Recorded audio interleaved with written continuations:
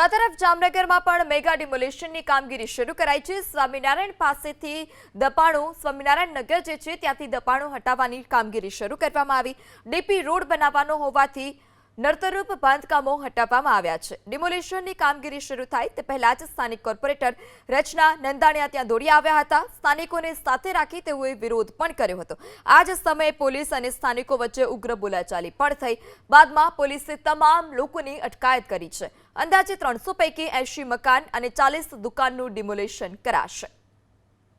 જામનગર મહાનગરપાલિકાની ટીમ દ્વારા ડીપી કપાતની અમલવારી માટે આજે મેગા ડિમોલિશનની કાર્યવાહી છે તે ખાસ તો શરૂ કરવામાં આવી છે। દ્રશ્યો જુઓ, મહાનગરપાલિકાની તમામ ટીમોને છે તે અહીંયા ઉતારી દેવામાં આવી છે। સ્વામિનારાયણ નગરથી માંડી અને ગાંધીનગર વિસ્તાર સુધી ડીપી કપાત માટે આજે ડિમોલિશનની કાર્યવાહી છે તે શરૂ કરવામાં આવી છે। 330 મિલકતોનો સમાવેશ છે તે આ ડીપી કપાતમાં થાય છે, જેમાં મકાનો, દુકાનો અને તેના ભાગોનો સમાવેશ છે તે થાય છે। આજે ચુસ્ત પોલીસ બંદોબસ્ત સાથે જામનગર મહાનગરપાલિકાની અલગ ટીમો છે તે અહીંયા ઉતરી ચૂકી છે અને ડિમોલિશનની કામગીરી છે તે શરૂ કરી દેવામાં આવી છે। રવિ બુદ્ધદેવ, એબીપી અસ્મિતા, જામનગર।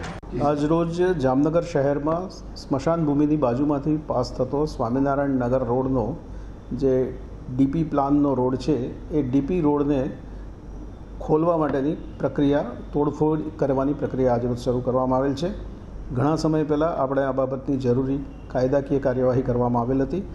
લોકોને પૂરતી હિયરિંગની પણ તક આપવામાં આવી હતી અને ત્યારબાદ જે લોકો નારાજ થયા હતા એ હાઈકોર્ટમાં પણ ગયેલા હતા। હાઈકોર્ટે પણ તેમને કોઈ સ્ટે આપેલ નહોતો અને ફાઇનલી આના અનુસંધાનમાં આજરોજ પાડતોડની કામગીરી કરવામાં આવેલ છે। આશરે 300 જેટલી પ્રોપર્ટી છે, એમાંથી 80 જેટલા ઘર આખા જાય છે અને બાકીના બધા પાર્શિયલ જાય છે અને આ 12 મીટરનો રોડ આ રીતે ખુલ્લો કરવામાં આવશે।